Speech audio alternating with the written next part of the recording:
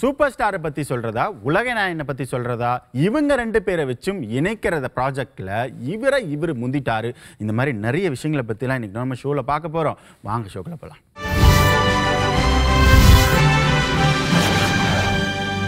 ஆரம்பமே அமக்கலமா அட்டகாசமா என்னப்பா ஏகே பத்தி சொல்ல போறியா, அதெல்லாம் அப்புறமா சொல்றேன். அதுக்கு முன்னாடி 80s கிட்ஸை தொடங்கி 90s 2K கிட்ஸை வரைக்கும் கவர் பண்ண ஒரு ஹீரோயினை பற்றி தான் பேச போகிறோம். எஸ், அவங்க பஞ்சாபியை பூர்வீகமாக கொண்டிருந்தாலும் கனடா நாட்டில் போயிட்டு மாடலிங் பண்ணி நம்ம தமிழ் சினிமா மட்டும் கிடையாது பாலிவுட் சினிமாவையும் கலக்கிட்டு வரவங்க தான் நம்ம சன்னி லியோன். அப்பா அவங்க பேரை சொன்ன உடனே எல்லா கிட்ஸுமே கொண்டாடுற அளவுக்கு தானே இருக்குது. ஆனால் நீங்கள் அவங்கள எப்படி பார்க்குறீங்களோ, ஆனால் அதுக்கு அப்படியே ஆப்போசிட்டாக அவங்களுடைய பேக் ஸ்டோரி இருக்குது. அதை பற்றி நான் சொன்னேன்னா சன்னி லியோனை பற்றி உங்கள் மைண்ட் செட்டில் ஒரு விஷயம் இருக்கும். அந்த விஷயத்தையே மாற்றி போடுற மாதிரியான ஒரு விஷயம் தான் நான் சொல்ல போகிறேன். அது என்ன அப்படி சொன்னீங்கன்னா, 2011 நம்ம டேனியல் அப்படின்றவரை கல்யாணம் பண்ணாங்க சன்னி லியோன். அதுக்கப்புறமா பார்த்தீங்கன்னா அவங்களுடைய லைஃப்பில் ஃபிசிக்கலாகவும் சரி மென்டலாகவும் சரி ரொம்பவே பாதித்து வந்துட்டு இருந்தாங்க.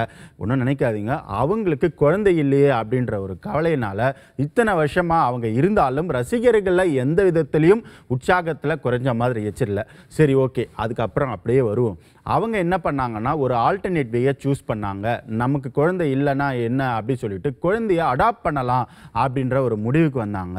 அதுக்கப்புறமா நிஷா அப்படின்ற ஒரு பெண் குழந்தையை அடாப்ட் பண்ணி அவங்க அம்மா ஆனாங்க. இப்போ சில வருஷத்துக்கு முன்னாடி கூட ஒரு ட்வின் பாய்ஸ்க்கு அம்மாவானாங்க வாடகத்தாய் மூலமா. அதாவது நான் சொல்ல வர விஷயம் என்னன்னா, நம்ம சன்னி லியோன் திரைக்கு முன்னாடி உங்களை உற்சாகப்படுத்தினாலும் திரைக்கு பின்ன அவங்க எவ்வளோ கஷ்டத்தை தாண்டி அவங்களுடைய ஒரு மனது உறுதி அப்படின்னு சொல்லக்கூடிய அவங்க ரொம்ப வந்து ஸ்ட்ராங்கான ஒரு டிசிஷன் எடுத்தாலும் இந்த டிசிஷன்னால அவங்க இன்னைக்கு ரொம்பவே ஹாப்பியாக இருக்காங்க அப்படின்னு தான் சொல்லணும். ஸோ இவங்களோட இந்த டிசிஷன் இன்னைக்கு சொசைட்டியில் நிறைய பேருக்கு தேவைப்படுது அப்படின்ற மாதிரி விஷயங்கள் பரவிட்டு வருது இப்போ சோஷியல் மீடியாவில். இது ஏன் இப்போ நான் சொல்கிறேன் அப்படின்னா, சன்னி லியோன் பார்த்தீங்கன்னா இப்போ ஒரு இன்டர்வியூ கொடுத்துருக்காங்க.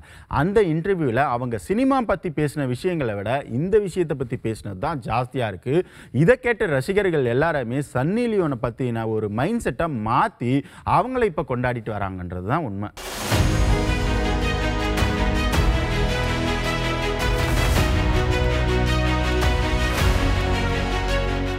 ஓணம் ஃபெஸ்டிவலை முன்னிட்டு மலையாளத்தில் ஏகப்பட்ட படங்கள் ரிலீஸ் ஆச்சு. அந்த வகையில் நம்ம மோகன்லாலோட ஹிருதயபூர்வம் படம், இன்னொரு பக்கம் ஃபஹத் ஃபாசிலோட ஓடும் குதிரை சாடும் குதிரை. சரி, ஓகே, இந்த ரெண்டு படங்களுக்கும் போட்டியாக ஒரு சூப்பரான படம் வெளியாச்சு. அந்த படம் தான் லோகா சாப்டர் 1. கல்யாணி பிரியதர்ஷன் இந்த படத்தில் லீட் பண்ணாங்க. அது மட்டும் கிடையாது, இந்த ஓணம் ஃபெஸ்டிவலுக்கு இந்த 3 படங்களும் ரிலீஸ் ஆனாலும் கல்யாணி பிரியதர்ஷனோட படம் தான் அதிகமான தியேட்டர் ஆக்குபை பண்ணியிருக்கு அப்படின்னு சொல்கிறாங்க. ஏன்னா அவங்க கையை வச்சது சூப்பரான ஒரு சப்ஜெக்ட். ஏற்கனவே சொன்ன மாதிரி இந்த சூப்பர் விமன் சப்ஜெக்ட் பார்த்தீங்கன்னா இது வரைக்கும் நம்ம இந்தியன் படத்தில் வரவே கிடையாது. இதுதான் முதல் தடவை அப்படின்றதுனால கல்யாணி பிரியதர்ஷன் ஒரு ஸ்கோர் பண்ணிட்டாங்க. சரி, இது ஒரு பக்கம் இருக்கட்டும். இன்னொரு பக்கம் இவங்க யார் கூட போட்டி போடுறாங்க? நம்ம மோகன்லாலோட தொடர்ந்து எம்புரான் படமாகட்டும் தொடரும் படமாகட்டும் எல்லாமே சூப்பர் டூப்பர் ஹிட். அடுத்து இந்த ஹிருதயபூர்வம் படமும் சூப்பர் மெகா ஹிட் கொடுக்கும் அப்படின்னு எதிர்பார்த்த நிலையில அது மக்களை கவரல. சரி, ஓகே, ஃபஹத் ஃபாசில் படமாவது நமக்கு கை கொடுக்கும் பார்த்தா ஓடும் குதிரை கடைசி வரைக்கும் ஓடவே இல்லப்பா அப்படின்ற மாதிரி ரசிகர்கள் ஏமாந்து இருக்கும்போது கல்யாணி பிரியதர்ஷன் சூப்பர் விமனா கை கொடுத்து ரசிகர்களை தூக்குற அளவுக்கு கொண்டாடுற படமா இந்த படம் அமைஞ்சிருக்கு. சரி, அந்த தியேட்டர் ஆக்குபை சொன்னீங்களே, அதை பற்றி சொல்லவே இல்லையே, அதை சொல்கிறேன். அது என்னன்னா, நம்ம ஃபஹத் ஃபாசிலோடைய படமான ஓடும் குதிரை சாடும் குதிரை எத்தனை தியேட்டர் அப்படின்னு சொன்னீங்கன்னா 82 தியேட்டர் ஆக்குபை பண்ணியிருக்கு. மோகன்லால் அவர்களுடைய ஹிருதயபூர்வம் படம் பார்த்தீங்கன்னா 134 தியேட்டர் ஆக்குபை பண்ணியிருக்கு. சரி, இதெல்லாம் ஒரு பக்கம் இருக்கட்டும். லோகா சாப்டர் 1 நம்ம கல்யாணி பிரியதர்ஷன் நடித்த இந்த படத்துக்கு 196 தியேட்டர் கிடைச்சிருக்கு. ஆக நம்ம மோகன்லால் அவர்களுடைய ஹிருதயபூர்வம் படத்தை விட கல்யாணி பிரியதர்ஷன் அவர்களுடைய படம் கொஞ்சம் கூடுதலான தியேட்டர் கிடைச்சிருக்கிறதுனால மோகன்லாலையே பீட் பண்ணிட்டாங்களேப்பா இவங்க அப்படின்னு மலையாள திரையுலகமே ஆச்சரியத்தில் இருக்கு. ஒரு இயக்குனர் ஒரு படத்தை ஹிட் கொடுத்துட்டாரு அப்படின்னா அந்த இயக்குனர் அப்படியே அடுத்து ஹீரோவாக ஆசைப்படுவார்ல, அந்த கதை தான் இப்போ நான் சொல்ற விஷயத்திலும் நடந்திருக்கு. அது என்னன்னா 2018 பியார் பிரேமா காதல் அப்படின்ற ஒரு மெகா ஹிட் படத்தை கொடுத்தாரு டைரக்டர் இளன்.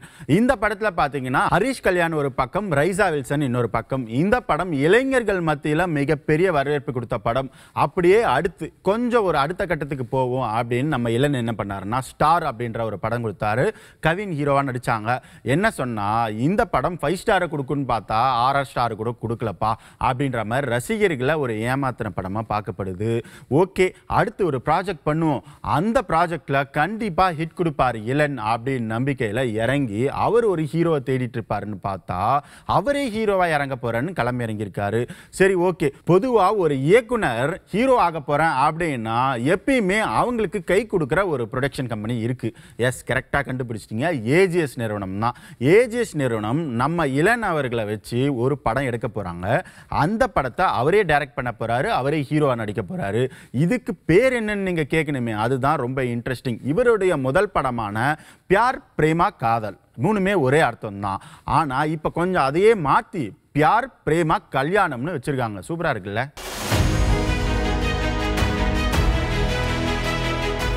600 கோடி ரூபாய் வசூல் கொடுத்த படம் தான் ஜெயிலர். இந்த படத்தை அப்படியே ஜெயிலர் பார்ட் 2 அப்படின்னு சொல்லிட்டு கொடுக்கலாம். ஏற்கனவே இந்த படத்தில் நடித்த மோகன்லால் ஆகட்டும், சிவராஜ்குமார் ஆகட்டும், இந்த மாதிரி எல்லாருமே இந்த படத்துலையும் இருக்காங்க. ஆனால் இன்னும் நிறைய பேர் ஆன்போர்டுக்கு வராங்க அப்படின்ற விஷயம் நாளுக்கு நாள் அதிகமாயிட்டே வருது. சரி ஓகே, இந்த ஜெயிலர் 2க்கு நாம ஹைப் கொடுக்கறது ஒரு பக்கம் இருக்கட்டும். நம்ம நெல்சன் அவர்கள் பார்த்தீங்கன்னா ஒரு ஃபங்க்ஷனில் கலந்துக்கு போயிருக்காங்க. நெல்சன் வந்துட்டாரு, பிடிங்கப்பா அவரை அப்படின்னு சொல்லிட்டு ஜெயிலர் 2 அப்டேட்டை கேட்க அவரும் ஒரு விஷயத்தை சொல்ல, ஏற்கனவே நிறைய ஹைப் இருக்கு இந்த ஜெயிலர் 2க்கு, நான் வேற ஏதாவது சொல்ல போயிட்டு இன்னும் ஹைப் வேண்டாம், இந்த படம் ரொம்ப நல்லா வந்திருக்கு, முடிகிற தருவாயில் இருக்கு, படம் முடிஞ்ச பிறகு மற்றதெல்லாம் நம்ம பார்த்துக்கலாம் அப்படின்னு சொல்லிட்டு எஸ்கேப் ஆயிட்டாரு. சரி ஓகே, அவர் கொடுத்த ஒரு சில சின்ன அப்டேட் ஒரு பக்கம் இருந்தாலும் இந்த படத்தில் யார் யாரெல்லாம் ஆன்போர்டு இருக்கா அப்படின்றது தான் ரசிகர்கள் மத்தியில் பேச்சு பொருளாக இருக்கு. ஆல்ரெடி உங்களுக்கு தெரியும், எஜ்ஜே சூர்யா ஆன்போர்டு வந்தாங்க. அடுத்து பாலிவுட் நடிகரான மிதுன் சக்கரவர்த்தியும் ஆன்போர்டு வந்தாங்க. சரி ஓகே, இப்போ பாலிவுட் பக்கம் போயிட்டாங்க. அப்படியே ஒரு 4-5 பேரை கலெக்ட் பண்ணி கொண்டு வரலாம் அப்படின்னு ஒரு ஹீரோயின் கிட்ட பேசியிருக்காங்க. அந்த ஹீரோயினும் ஒத்துக்கிட்டாங்களாம். இப்போ அவங்க ஆன்போர்டுக்கு வராங்களா இல்லையான்றது அஃபிஷியலா சொல்லுவாங்க. ஆனா அது யாரு அப்படின்றது கேட்கறதுக்கு முன்னாடி இந்த விஷயத்தை நம்ம பார்த்தே ஆகணும். இந்த ஜெயிலர் 2 பார்த்தீங்கன்னா ஃபுல் ஃப்ளெஜ்டா ஒரு சூப்பரான ஒரு கலவையான படமா இருக்கும். அது என்ன கலவை? பல தரப்புப்பட்ட நடிகர்கள் இந்த படத்தில் நடிக்க போகிறாங்க. ஏற்கனவே சொல்லிட்டோமே மோகன்லால் எல்லாருமே இருக்காங்கன்னு. ஆனால் முழுக்க முழுக்க பாலிவுட்டில் நிறைய நடிகர்களை கொண்டு வர போகிறதா இதில் ஒரு பேச்சு. அதில் முக்கியமாக தான் வித்யா பாலன் இதில் நடிக்க போகிறாங்க அப்படின்னு சொல்கிறாங்க. சரி, இதெல்லாம் ஒரு பக்கம் இருக்கட்டும். ஏற்கனவே ஷாருக் கான் அது இதுன்னு சொல்லிட்டு அதெல்லாம் பொருளின்னு ஆல்ரெடி சொல்லிட்டோமே. அதுக்கு பதிலாக தான் மிதுன் சக்கரவர்த்தி நடிக்கிறாரு. ஆனால் ஷாருக் கானுக்கு ஈக்குவலாக ஒரு பாலிவுட் நடிகரை கொண்டு வர போகிறாங்க. அது ஷாருக் கான் இல்லை, அவருக்கு இணையான ஒரு ஹீரோ நடிப்பாரு அப்படின்றது நமக்கு வந்த விஷயம். கூடிய சீக்கிரம் அது யாருன்னு நம்ம பார்க்கலாம். நம்ம சூப்பர் ஸ்டார் அவர்களோட நடிப்பில் பி வாசு அவர்களுடைய இயக்கத்தில் வெளிவந்த படம் தான் குசேலன். சரி ஓகே, இந்த குசேலன் படம் பார்த்தீங்கன்னா ஒரு சூப்பரான சீன் இருக்கும். அந்த சீனு ஸ்கூலுக்கு போவார். ஸ்கூல் ஸ்டேஜில் அவருடைய பழைய ஃப்ரெண்டை பற்றி நம்ம சூப்பர் ஸ்டார் ரஜினிகாந்த் அவர்கள் ஷேர் பண்ணுவாங்க. அந்த சீனு ஓவரால் படத்தையே தட்டி சாப்பிட்ரும். அந்த மாதிரியான ஒரு எமோஷ்னலான நடிப்பை வெளிப்படுத்தியிருப்பார். அதில் சொல்கிற பேர் என்ன? பாலகிருஷ்ணா என்னோட நண்பன் அப்படின்னு சொல்லுவார்ல. இந்த சீன் தான் முக்கியம். ஆனால் இந்த சீனை அப்படியே நீங்கள் நேரில் பார்த்தா எப்படி இருக்கும்? உண்மையிலேயே அந்த சம்பவம் நடந்திருக்கு. நம்ம சூப்பர் ஸ்டார் அவர்கள் பாலகிருஷ்ணா இருக்கார்ல, தெலுங்கு நடிகர், அவருடைய திரைப்பயணம் 50 ஆண்டு கால நிறைவு பெற்றிருக்கு. அதை முன்னிட்டு நம்ம சூப்பர் ஸ்டார் அவர்கள் வாழ்த்து சொல்லியிருக்காங்க ஒரு வீடியோ மூலமா. ఫ్లూటో జింక ముందు కూడు సింగ ముందు కాదు, కత్తితో కాదురా కట్టి చూపుతో చంపేస్తా. ఇలాంటి పంచలాగా ఓన్లీ బాలయ్య గారు చెప్తేనే బాగుంటుంది, కానీ వేరెవరు చెప్తే బాగుండదు. బాలయ్య అంటే పాజిటివిటీ అండి. నెగిటివిటీ ఆయన దగ్గర కొత్త కూడా ఉండదు. ఆయన ఎక్కడుంటారో అక్కడ ఆ సంతోషం, ఆ నవ్వు, ఆ పాజిటివిటీ ఉంటుంది. ఆయనకు పోటీ ఆయనే, మీరు ఎవ్వరూ లేరు.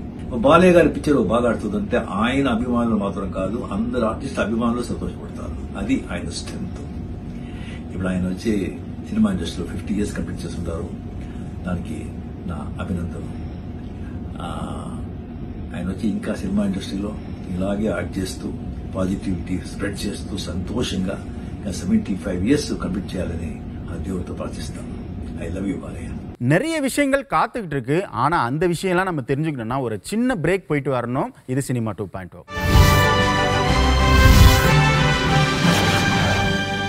சூப்பர் ஸ்டார் அவர்களை பற்றி பேசினா காந்தம் இருக்குல்ல, அதனால நிறைய விஷயங்களை எடுத்துக்கிட்டே இருக்க வேண்டியிருக்கும்.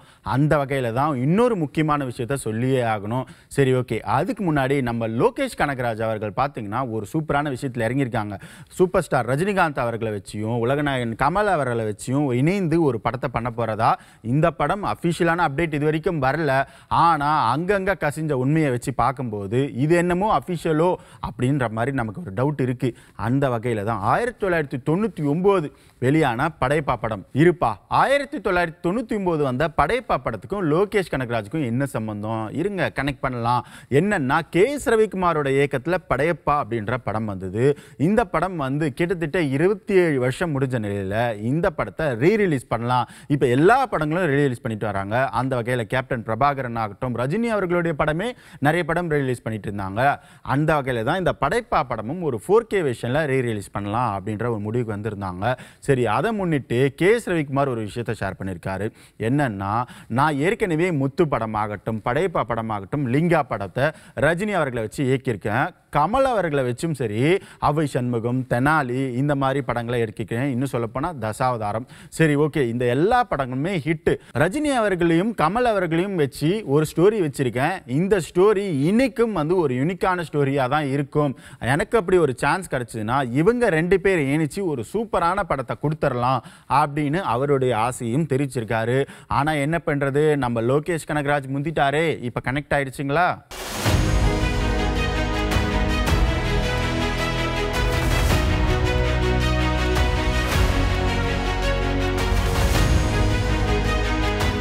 செப்டம்பர் 5, அதாவது வர வாரம் ஏஆர் முருகதாஸ் அவர்களுடைய இயக்கத்தில் சிவகார்த்திகேயன், ருக்மணி வசந்த் இவங்களோட நடிப்பில் அனிருத்தோட இசையில் இந்த காம்போ ஏற்கனவே ஒரு ஹிட் காம்போ தான். ஆனால் சிவகார்த்திகேயன் இந்த கூட்டணியில் இணைஞ்சிருக்காரு. ஆனால் சிவகார்த்திகேயன் அனிருத் கூட்டணி வெற்றி, ஏஆர் முருகதாஸ் அனிருத் கூட்டணி வெற்றி. ஸோ அதனால தான் இந்த கூட்டணி மறுபடியும் இணைஞ்சிருக்கு அப்படின்னு சொன்னேன். அந்த படம் தான் மதராசி. இந்த மதராசி படம் பார்த்தீங்கன்னா வர வாரம் ரிலீஸ் ஆகிற நிலையில் இந்த படத்துக்கு சென்சார் போர்ட் சர்டிஃபிகேட் கொடுத்துருக்காங்க. UA சர்டிஃபிகேட், அதாவது 16 வயசுக்கு மேலே இருக்கவங்க தான் இந்த படத்தை பார்க்க முடியும். அதுவும் இல்லாமல் இந்த படத்துடைய டைம் டியூரேஷன் சொல்கிறோம் இல்லையா, அந்த டைம் டியூரேஷன் பார்த்தீங்கன்னா 2 மணி நேரம் 47 நிமிஷம். ஏற்கனவே 2.5 மணி நேரம் படத்தையே நம்மளால் முழுசாக உட்காந்து பார்க்க முடியல. இதில் 2 மணி நேரம் 47 நிமிஷம்.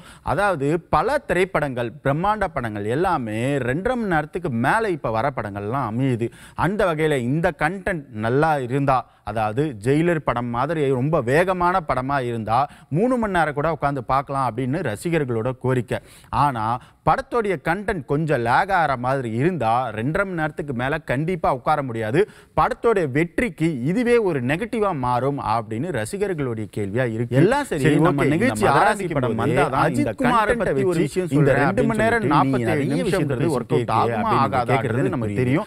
அதாவது நம்ம AK-64 இந்த படத்தை யார் எடுக்கிறா அப்படின்றது உங்க எல்லாருக்குமே தெரியும். குட் பேட் அக்லி அப்படின்ற படத்தை எடுத்த ஆதிக் ரவிச்சந்திரன் தான் இந்த படத்தையும் எடுக்கிறாங்க. பொதுவாக AK அவர்கள் ஒரு டேரக்டரோட இணையறாங்க அப்படி சொன்னீங்கன்னா அந்த டேரக்டரோட அவருக்கு செட் ஆயிடுச்சு, படமும் ஹிட் ஆயிடுச்சு அப்படி சொன்னா அந்த காம்போவை விடவே மாட்டாரு. ஒரு 3-4 படமாவது பண்ணுவாரு. அதுக்கு எக்ஸாம்பிள் தான் நம்ம சிறுத்தை சிவா, H வினோத், இந்த மாதிரி நிறைய பேர் சொல்லிட்டே போகலாம். சரி, ஓகே, இப்போ இந்த காம்போக்கு வருவோம். நம்ம AK-64 படத்தை பார்த்தீங்கன்னா எப்பப்ப முடிப்பாங்க அப்படின்னு ரசிகர்கள் எல்லாருமே ஆவலா காத்துட்டு இருக்க நிலையில அந்த படம் இப்போதைக்கு தொடங்காது, கொஞ்சம் தாமதமாகும் அப்படின்னு ஒரு அதிர்ச்சி தகவலை கொடுத்துருக்காங்க. அதுக்கு என்ன காரணம் அப்படி சொன்னா, நம்ம AK அவர்கள் கார் ரேஸ்ல ரொம்ப பிஸியா போயிட்டு இருக்காங்க. ஏற்கனவே இந்த படத்துக்கு ப்ரொடியூசர் அமைகிறது பெரும்பாடா இருந்ததுப்பா அப்படின்னு சொல்லும்போது, எஸ், ரோமியோ பிக்சர்ஸ் இந்த படத்தை ப்ரொடியூஸ் பண்றதா முன்ன வந்திருந்தாங்க. ஆனா இந்த AK-64 ப்ராஜெக்ட் அப்படியே தள்ளி போயிட்டே இருக்கும்போது ரோமியோ பிக்சர்ஸும் கொஞ்சம் தள்ளி போயிட்டாங்க. அதாவது ப்ரொடியூசர் இப்போதைக்கு இந்த கான்செப்ட்ல நான் வரல, நான் கொஞ்சம் விலகிறேன் அப்படின்னு சொல்லிட்டு ரோமியோ பிக்சர்ஸ் இந்த தயாரிப்புல இருந்து நேர விலகி போயிருக்காங்களாம். சரி, ஓகே, அடுத்து ஒரு தயாரிப்பு நிறுவனம் வர வரைக்கும் AKவும் கார் ஜாலியா ஓட்டிக்கிட்டே இருக்கட்டும்பா அப்படின்னு ஆதிக் ரவிச்சந்திரனும் டூருக்கு கிளம்பிட்டாராம்பா.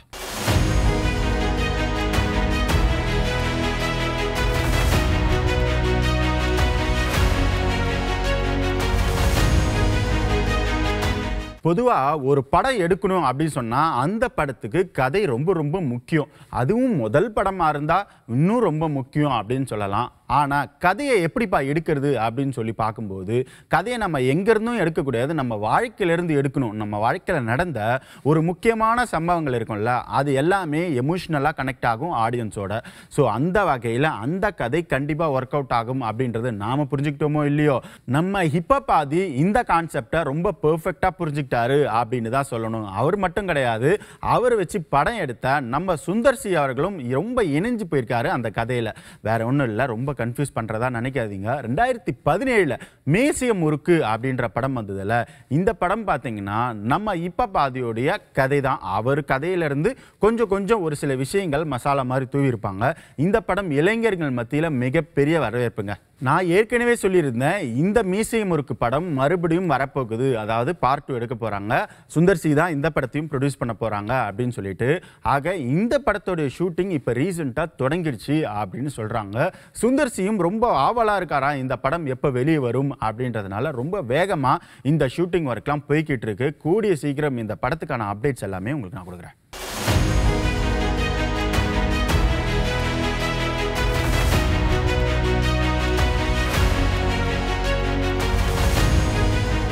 ஒன்னா ரெண்டா ஏகப்பட்ட சினிமா தகவல்களை நம்ம பார்த்தோம். இதே மாதிரி நாளுக்கும் நிறைய இன்ட்ரெஸ்டிங்கான கண்டென்ட்லாம் காத்துக்கிட்டு இருக்கு. மறக்காம பாருங்க. இது சினிமா 2.0.